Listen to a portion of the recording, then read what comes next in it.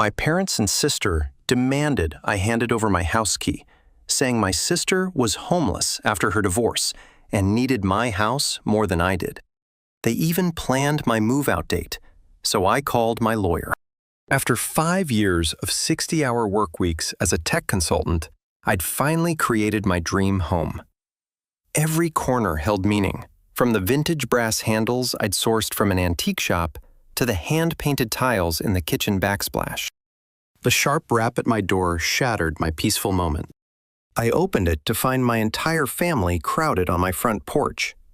My mother, Maria's lips pressed into a thin line, my father, Charles, hovering awkwardly behind her, and my sister, Abigail, dabbing at Mossera-streaked cheeks while her 2 kids, Brianna and Bentley, fidgeted restlessly. Well, my mother pushed past me into the foyer. "Aren't you going to invite us in?" The others followed like a wave breaking through a dam. I hadn't seen them in months, not since the housewarming party, where my mother had commented that my choice of paint colors was a bit ambitious for someone like you. "I'll make tea," I offered automatically, falling into my usual role of peacekeeper. "Don't bother," my mother said, settling herself onto my carefully chosen cream sectional. "This won't take long." Abigail let out a theatrical sob. "Heath left me. He just left. Cleaned out our accounts and everything." I knew that wasn't true. Heath was many things, but he wasn't a thief. Still, I started to say, "I'm so sorry, Kira." But my mother cut in. "Your sister needs your house." I blinked. "What?" "She's homeless," my father added, as if that explained everything. "The kids need stability." "But this is my house," I said, hearing the absurdity of having to state something so obvious. "I just finished renovating." "Oh, the renovations?" My mother waved dismissively. "Always with the renovations. Your sister has actual problems, real ones. You can just rent somewhere else. You're single. You don't need all this space." Brianna tugged at my sleeve. "Auntie Kira, Mommy says we're going to live in your pretty house." "Nobody's living in my house," I said firmly, though my hands had started to shake. "I can help Abigail look for apartments." "Don't be selfish," my father interrupted, his voice taking on that disappointed tone I'd heard my entire life. "This is family. Family helps family." "I have helped." The words burst out before I could stop them. "I've always helped. Who paid for Abigail's essential oils business last year? Who covered Mom's cruise when her credit card was maxed out?" "That was different," Abigail sniffled. "Those were just loans. This is about my children." My mother stood up, straightening her designer blouse, the one I knew she couldn't afford. "We knew you might be difficult about this, so we came prepared." My father reached into his jacket and pulled out a folded paper. He laid it on my dining table, the one I had restored myself over countless weekends. "We've prepared an eviction notice," he said, not quite meeting my eyes. "To make it official, you have 30 days. I picked up the paper with numb fingers. It was clearly printed from some template they had found online, full of typos and missing crucial legal information. But the intent behind it, the sheer audacity of what they were trying to do, made my chest tight. "This isn't legal," I managed to say. "You can't evict me from a house I own." "Don't be dramatic," my mother sighed. "We're not evicting you. We're just redistributing family resources to where they're needed most. Abigail has children." "Yeah," Abigail chimed in, suddenly looking less tearful. "And your guest room is bigger than my old master bedroom." I stared at them. My mother's expectant face, my father's studied avoidance, Abigail's growing excitement as she pointed out to her kids where their toys could go. They truly believed they could just take my house, my sanctuary, everything I'd worked for. "You need to leave," I said quietly. "Kira," my father started. Now, my voice was stronger. "Get out of my house!" Well, my mother gathered her designer purse. "I see you need time to process this. We'll give you a day to come to your senses, but remember, 30 days. She tapped the paper on the table. "Don't make this harder than it needs to be." They filed out, Abigail pausing in the doorway. I was thinking of painting the living room blue, she said, as if I hadn't just ordered them to leave. This beige is so boring. I closed the door behind them and leaned against it, my legs barely holding me up. Through the window, I could see them getting into their car, already discussing my house as if it was theirs. The eviction notice sat on my table like a declaration of war. I stared at it until the words blurred. My phone buzzed. 3 texts from Abigail about paint samples and whether I'd be leaving the curtains. I turned it face down and walked to my home office. The filing cabinet in the corner held more than just work contracts. I pulled out a thick manila folder, my hands steady now. Inside was every receipt, every bank transfer, every hastily scribbled "I owe you" from the past decade. I'd kept them out of habit, the same attention to detail that made me good at my job. My friend Destiny's voice came through on the first ring. "Girl, you sound terrible. What happened?" I told her everything, my voice cracking only once. "They did what?" Destiny's outrage was comforting. "Please tell me you're not actually considering it." "Of course not, but..." "No buts. Remember last Christmas when Abigail borrowed your car and returned it with an empty tank and a dented fender? Or when your mom guilt-tripped you into paying for their vacation because your father worked so hard?" I spread the papers across my desk. I have records of everything they borrowed.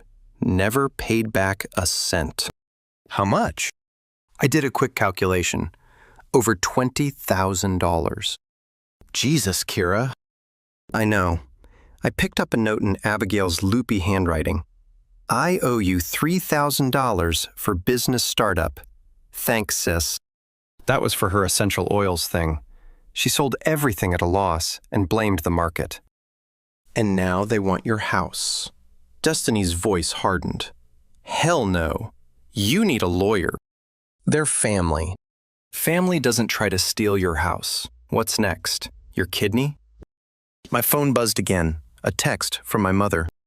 "Abigail's crying because you're being so difficult. Think of the children." "The children," I said to Destiny. "They keep using Brianna and Bentley as leverage. You know what's best for those kids? Seeing their mother face consequences for once.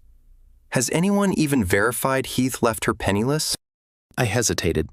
"No. They just said." "Call Heath." Keys clicked on Destiny's end. He's still connected to my cousin on Facebook. Here we go. Recent post. Finalizing divorce settlement. Trying to be fair despite everything. Doesn't sound like someone who cleaned out the accounts. Another buzz. My father. "Your mother's very upset. You're tearing this family apart." I looked at the stack of "I owe us." "They really think I'll cave because I always have."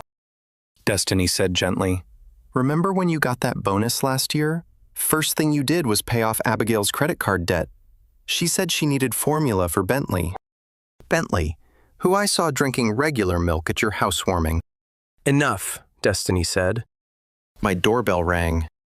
Through the security camera, I saw Abigail holding up paint swatches to my exterior walls. "I'm not answering that," I said. "Good. Now, about that lawyer." "Bennett," I said suddenly, "remember that law firm I helped last year, the cyber attack? Their senior partner gave me his personal number." Abigail was taking photos of my garden now. My garden where I'd spent countless weekends creating a butterfly sanctuary. "They've always treated me like their personal ATM," I said, my voice hardening. "But this? Trying to take my home? Acting like I owe it to them?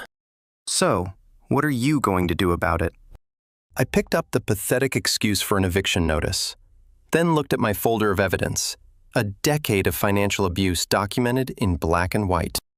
I'm going to show them exactly who they're dealing with. That's my girl.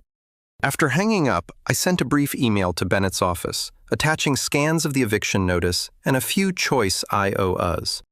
His response came within minutes. "In meetings all day, but this is outrageous. Call my cell at 5 p.m. sharp. We'll fix this." My phone buzzed again. A family group text from my mother. "Dinner tomorrow to discuss Kira's move-out timeline. 6 p.m. sharp. Don't be late." I didn't respond. Instead, I made coffee and started scanning every document, every message, every manipulative text. By the time 5 p.m. rolled around, I had a complete digital record of their exploitation. The eviction notice still sat on my table, a symbol of their ultimate entitlement. They thought it was their trump card. They had no idea it was about to become mine. My phone showed 4:59 p.m. I picked it up, Bennett's number ready. Time to show my family what happens when you push too far. Bennett's voice was exactly as I remembered. Calm, precise, with an undercurrent of steel. Kira, I've been reviewing what you sent. Tell me everything. I laid it out chronologically, starting with their ambush and ending with Abigail's impromptu exterior design consultation. Bennett listened without interrupting, though I heard his pen scratching notes. Let me be clear, he said when I finished. They presented you with a fake eviction notice for a property you own outright. Yes, they found some template online. And your sister is claiming her ex-husband left her destitute? That's what they say. Interesting. More scratching. Because I just had my assistant do some preliminary research, your sister's ex-husband filed all his divorce paperwork properly. The settlement includes a substantial alimony payment and half their marital assets. I sat up straighter. So she's not homeless. No, unless she's managed to burn through a considerable sum in record time. He paused. Now, about these loans. I have everything documented. Dates, amounts, their promises to repay, which they never did. Not a cent. And the total is $23,412, plus interest if we're counting that. Bennett let out a low whistle. We're definitely counting that. Kira, do you know why I took your call immediately? Because I helped with the cyber attack? Partially, but mainly because I remember how you handled that crisis. Methodical, thorough, kept perfect records. I see that wasn't a one-off trait. I glanced at my meticulously organized folder. I just like things documented. That attention to detail is about to pay off. Here's what we're going to do. For the next 20 minutes, Bennett outlined his strategy. With each point, I felt my spine straightening, my confidence growing. I'll have the first draft ready tomorrow, he said. But Kira, I need you to do something important tonight. What's that? Nothing. Nothing? Don't respond to their messages. Don't attend their dinner. Don't engage at all. Can you do that? My phone buzzed with another text from my mother. Your silence is very immature. Yes, I said firmly. I can do that. Good, because tomorrow we're going to teach them about consequences. After hanging up, I ordered takeout and watched my phone light up with increasingly demanding messages. Abigail, I need your paint samples by tomorrow. Mother, this behavior is exactly why we worry about your judgment. Father, your mother can't sleep because of this. Around midnight, my Aunt Kennedy called. I let it go to voicemail. Her message was predictably guilt-laden. Kira, honey, everyone's so worried. Just come to dinner tomorrow and we can work this out, like family. I deleted. The next morning, Bennett's email arrived exactly at 9 a.m. The attached letter was a masterpiece of legal precision. It addressed my parents and Abigail by their full legal names. It referenced specific laws they'd violated. It detailed every loan with dates and amounts, including calculated interest. The final paragraph was particularly satisfying. Furthermore, my client demands immediate cessation of all harassment and trespassing attempts. Any future unauthorized visits to her property will result in immediate legal action. You have 10 business days to propose a reasonable repayment schedule for the outstanding debt of $23.12 plus applicable interest. Failure to respond will result in formal legal proceedings. I read it 3 times, my smile growing wider each time. One more thing, Bennett said when I called to approve it. I had my investigator do some digging. Want to know what your sister spent her divorce settlement on? Tell me. A 2-spa retreat in Arizona, first-class flights. She got back 3 days before showing up at your door. I thought about her tears, her claims of destitution. Send the letter. Already done. Certified mail. Delivery confirmation required. They should receive it. He paused. Right about now, actually. I imagined their faces as they read it. My mother's righteous indignation crumbling. My father's false confidence evaporating. Abigail's paint swatches dropping from her manicured fingers. Bennett, I said thank you. Don't thank me yet.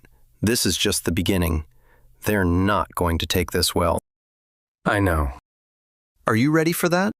I looked around my beautiful home, my sanctuary that I'd built through years of hard work.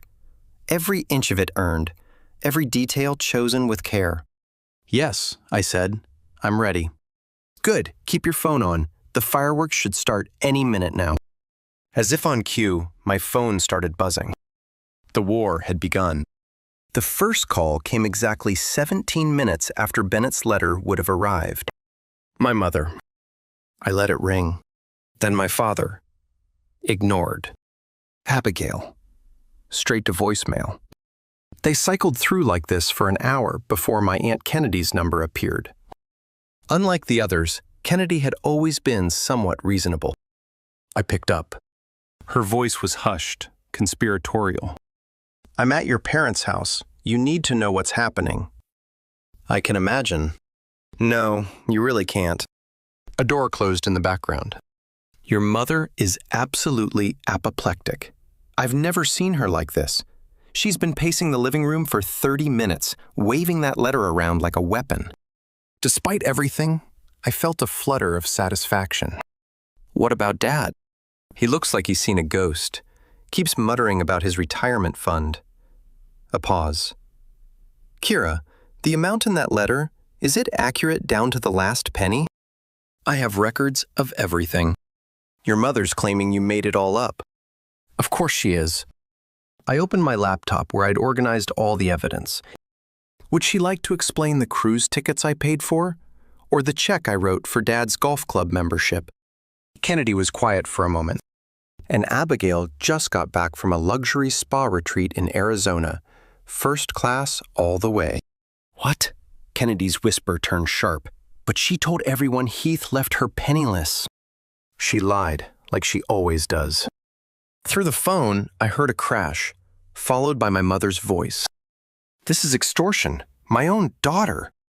Hold on, Kennedy murmured. More background noise then. Your mother just threw her favorite vase at the wall. The one you bought her last Christmas. Fitting.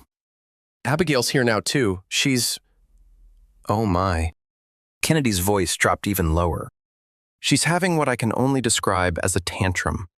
Screaming about her children's future. Your mother's encouraging it. And Dad's still doing his ghost impression. Oh, wait. He's finally speaking. He's asking your mother how they're going to pay it back. She's not taking that well at all. I heard my mother's distant shriek. Pay it back. Pay it back. She's our daughter. She owes us. Kira, Kennedy said, I should tell you they're talking about calling their own lawyer. Good. They should. You're not worried? Bennett already checked. They can't afford any lawyer who could challenge this. More background chaos, then Kennedy's urgent whisper. Abigail's calling Heath. She's... Oh dear. She's demanding more money from him to fight this injustice. He's laughing at her. I can hear him laughing through the phone. I couldn't help but smile. Heath had put up with Abigail's drama for years. He probably felt vindicated. Your mother's now saying she'll sell her jewelry collection, Kennedy reported. The one I helped her invest in. Sure, good idea. Kira, Kennedy hesitated. I know they've always favored Abigail. I know they've taken advantage. But this is nuclear. No, Aunt Kennedy, this is consequences. A door slammed in the background, followed by more shouting. Kennedy sighed. Abigail just announced she's going to drive to your house. Your mother's getting her car keys too. Perfect. Bennett already filed a harassment warning with the police. If they show up, they'll be arrested for trespassing. You've really thought this through. I learned from the best. They taught me all about planning and manipulation. I just got better at it than they expected. Another crash. More screaming. Kennedy's voice turned urgent. I have to go. Your mother's talking about calling every relative in the family directory. Brace yourself. Thanks for the warning. After hanging up, I sent a quick text to Bennett. They received the letter. Reaction exactly as expected. Aunt Kennedy reports chaos. His response was immediate. Good. Let them spiral. Every inappropriate reaction strengthens our position. My phone started buzzing again. Distant relatives I hadn't spoken to in years, probably already getting my mother's version of events. I switched it to silent and made myself tea in my peaceful kitchen. A text from Destiny. Just got a crazy call from your mom. Told her I've watched you bail them out for years, and hung up. You okay? I looked out my window just in time to see my mother's car screech to a halt outside. Abigail's right behind it. They looked up at my house, faces twisted with rage. I calmly picked up my phone and dialed 911. Hello. Yes, I'd like to report trespassers at my property. There's already a harassment warning filed. Through the window, I watched my mother's face change as police sirens wailed in the distance. For the first time in my life, I saw real fear in her eyes. The tea in my hand was still hot, still perfect, just like my victory. The police were surprisingly understanding. They escorted my mother and Abigail off my property with a formal warning while I watched through my security cameras. The officer's body language said everything. They'd seen this type of family drama before. My phone buzzed with a text from the officer who'd taken my statement. Warning, officially logged. Call immediately if they return. Then came the emotional artillery. First, the voicemails. My mother's voice trembling with practiced devastation. How could you do this to your own mother after everything we've sacrificed for you? Abigail somehow crying and screaming simultaneously. My children will be traumatized. Is that what you want? To traumatize innocent children? My father, attempting his stern authority voice, but sounding scared. This isn't how we raised you. Call off this lawyer nonsense immediately. Then the flying monkeys arrived. Aunt Cassandra called first. Kira, sweetie, this has all gone too far. Your mother is beside herself. Is she beside herself about the $23,000 she owes me? Money isn't everything. This is family. Funny how that argument only works in their favor. She gasped. You've changed. You've become cold. No, I've become clear-sighted. There's a difference. Next came the social media assault. Abigail posted a heavily filtered photo of herself with Brianna and Bentley, all wearing their most miserable expressions. The caption was a masterpiece of manipulation. Sometimes the people who hurt you most are the ones you trusted most. My children and I are facing homelessness because of family betrayal. Prayer warriors needed. The comments flooded in. Oh my God, girl, you're so strong. What kind of monster would do this to children? Family should come first. I screen captured everything and sent it to Bennett. His response? Perfect. Every post strengthens our harassment case.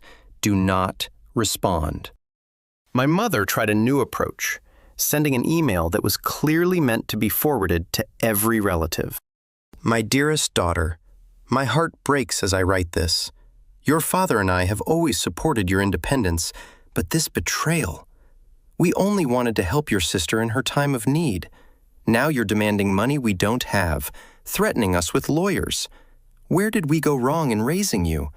What happened to the sweet little girl who used to bake cookies with me?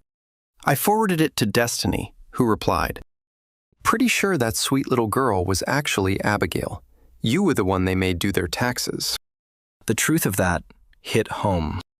I'd never baked cookies with my mother. I'd been too busy helping my father with household accounts or covering Abigail's bounced checks. My phone lit up with a call from an unknown number. It was Heath, Abigail's ex-husband. Kira, finally got your number from my lawyer. Listen, Abigail's been calling me non-stop, demanding more money to fight your evil schemes. Thought you should know. She got over $100,000 in the settlement last month. Thanks, Heath. I had a feeling she wasn't exactly destitute. She blew through half of it at some spa resort. Now she's playing victim again. He paused. For what it's worth, I'm glad someone's finally standing up to them. After we hung up, I checked my email. 3 messages from my father, each with increasingly desperate subject lines. We need to talk. Your mother can't sleep. Our retirement fund.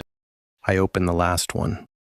Kira, the amount your lawyer is demanding would wipe out our savings. Please be reasonable. What about our retirement? What about your sister's children? Think about the family's future. I thought about my own future. My house, my sanctuary, my financial security. The doorbell rang.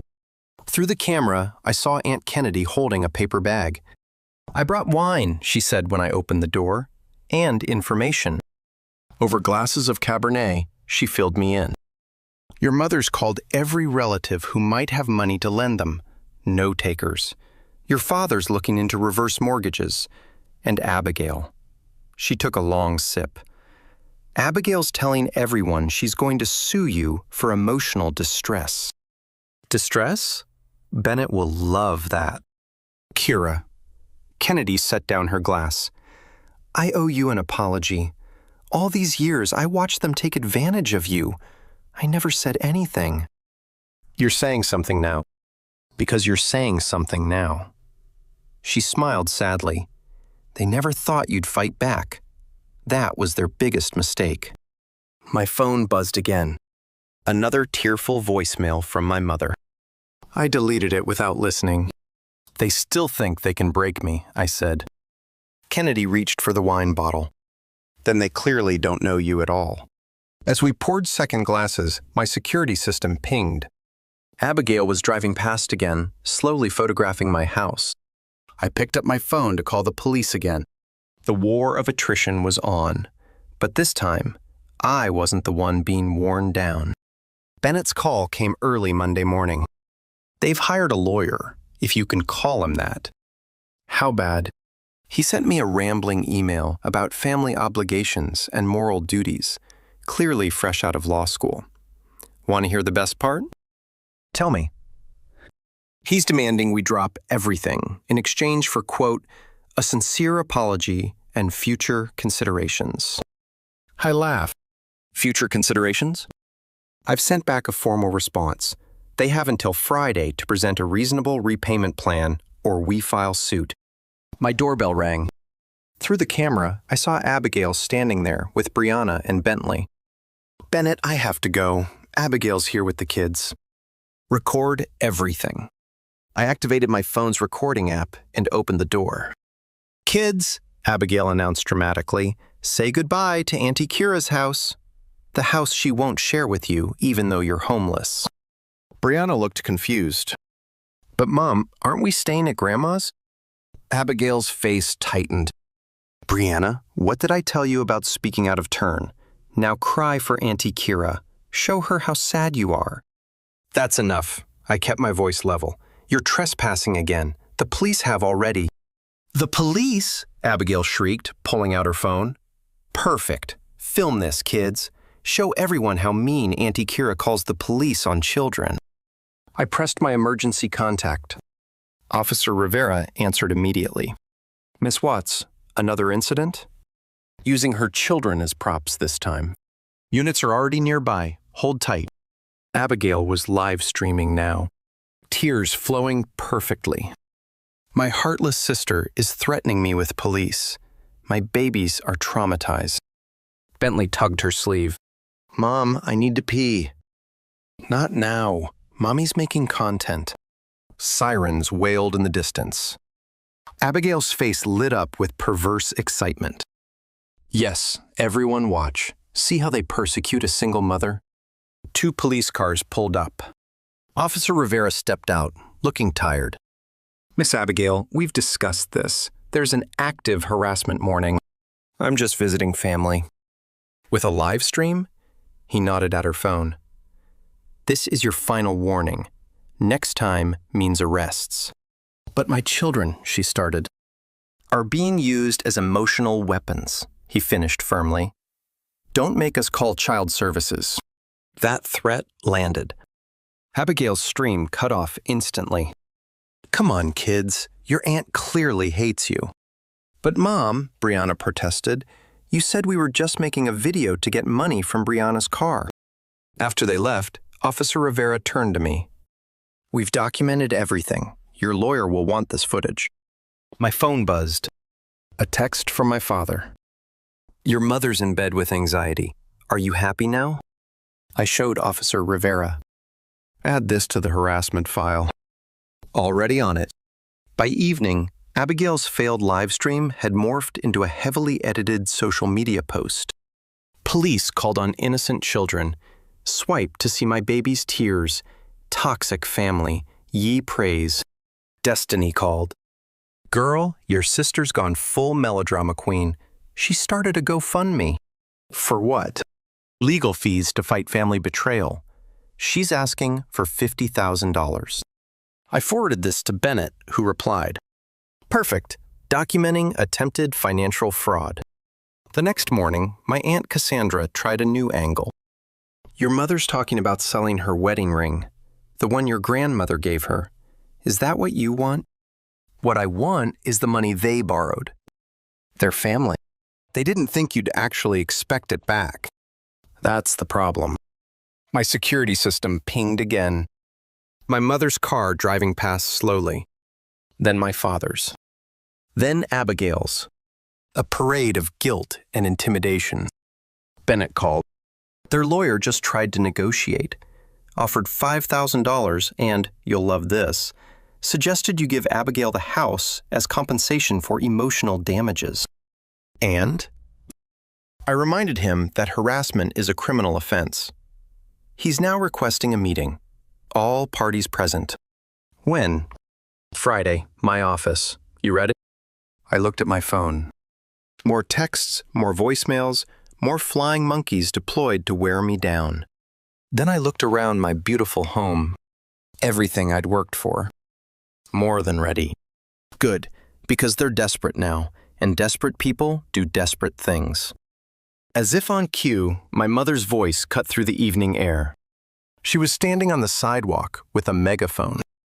Kira, come out and face your family. Stop hiding behind lawyers.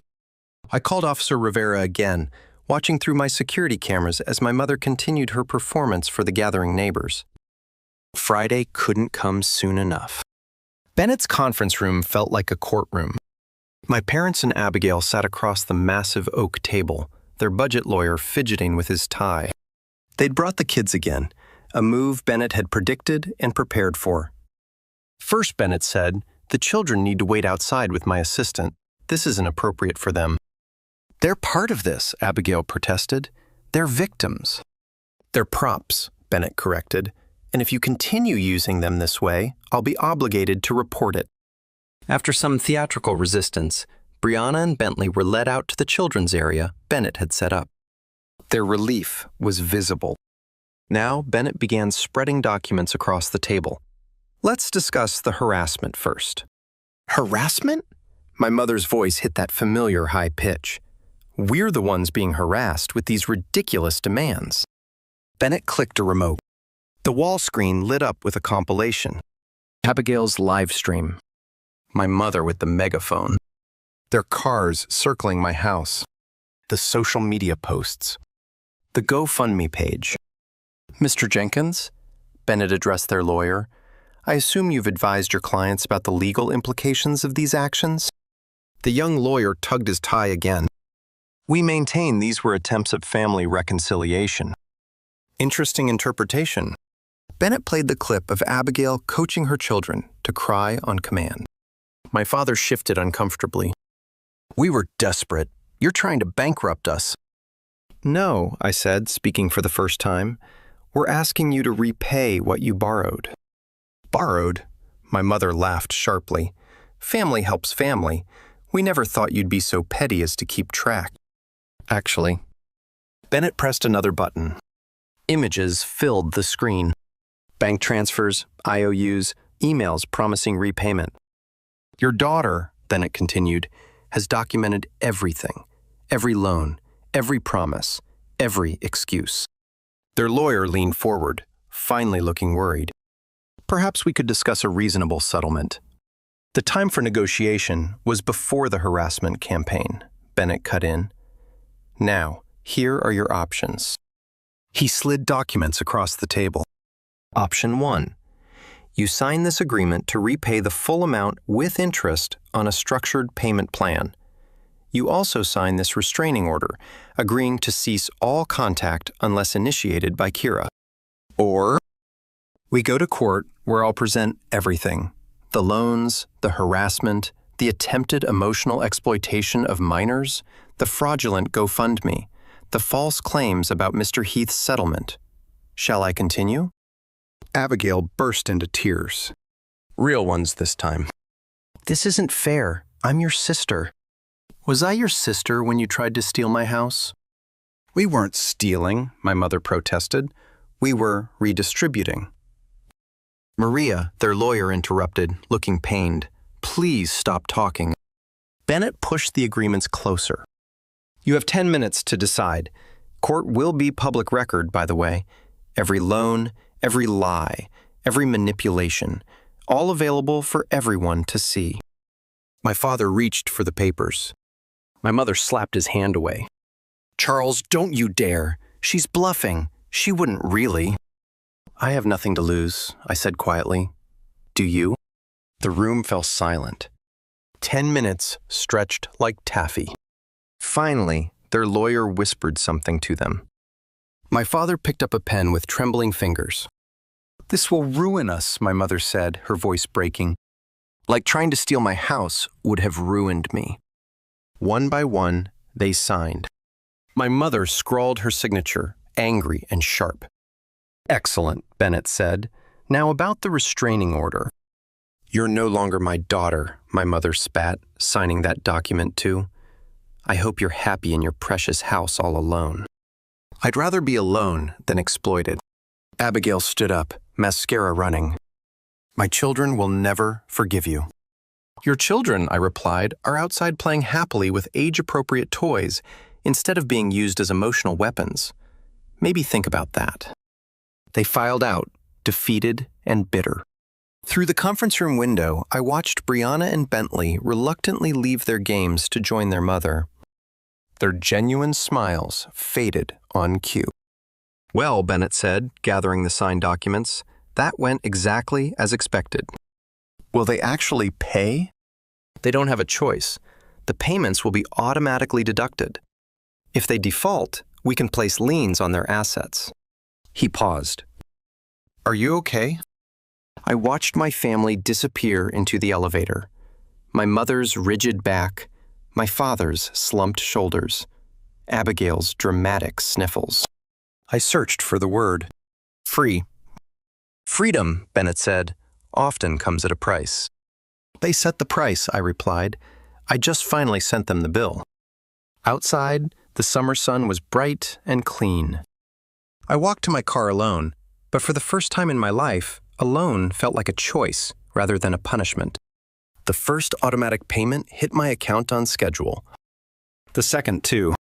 By the third, my mother had canceled her country club membership, and my father had taken a part-time job at a hardware store.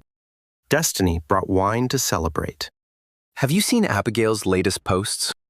I'm blocked. She's selling her designer bags, claims she's embracing minimalism. Destiny scrolled through her phone. Oh, and she's working at that boutique in the mall, the one she used to say was beneath her. My doorbell rang. Through the camera, I saw Aunt Kennedy with a small package. These arrived at my house, she said, handing me a bundle of letters. They're trying to get around the restraining order. I recognized my mother's handwriting. My father's, Abigail's. Have you read them? Didn't need to. Maria called to make sure I knew what they said. More guilt, more accusations. She's telling everyone you've destroyed the family. And what do you tell her? That she destroyed it herself long before you fought back. My phone buzzed. A text from Officer Rivera. Thought you should know. Your sister's been warned about driving past your house again. They're still trying, I told Kennedy. Of course they are.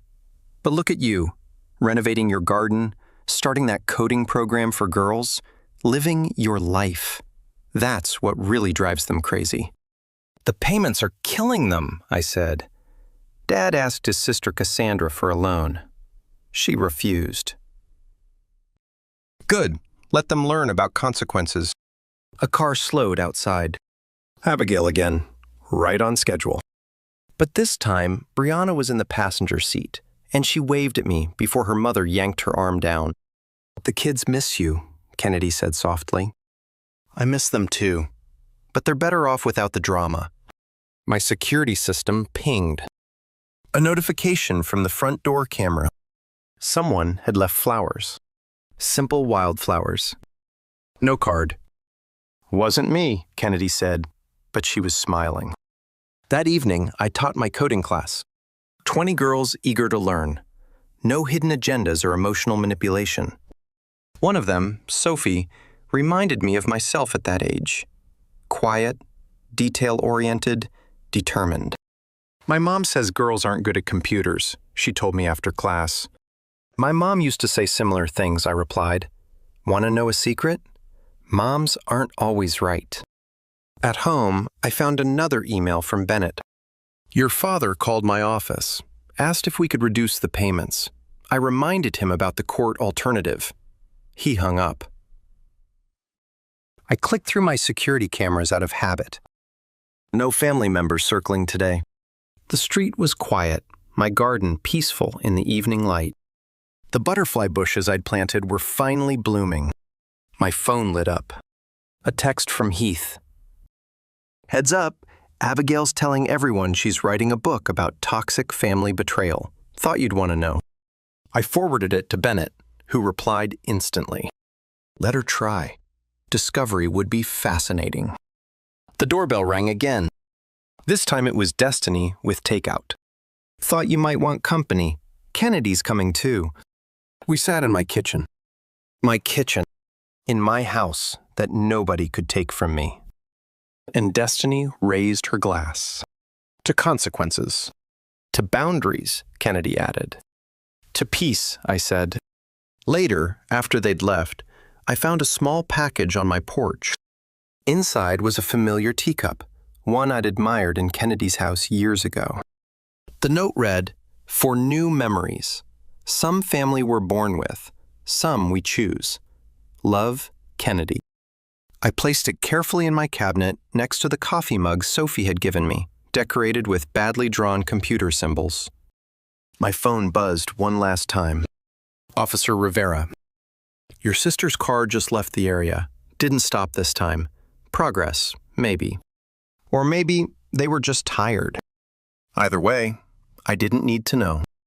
Their lives weren't my responsibility anymore. I made tea in my new cup and sat in my garden. A butterfly landed on the flowers I'd planted, its wings opening and closing slowly, at peace in its chosen spot. Inside, my house was quiet.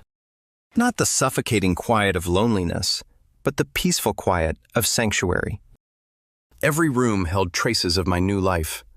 Student projects from my coding class, plants from Destiny, Kennedy's little gifts, photos of genuine smiles and real friendships. The automatic porch light clicked on, illuminating a small section of garden. In its glow, more butterflies gathered, drawn to the flowers I'd chosen, the space I'd created. My phone stayed silent. No drama, no demands, no guilt. Just peace. And in the end, that was the sweetest revenge of all.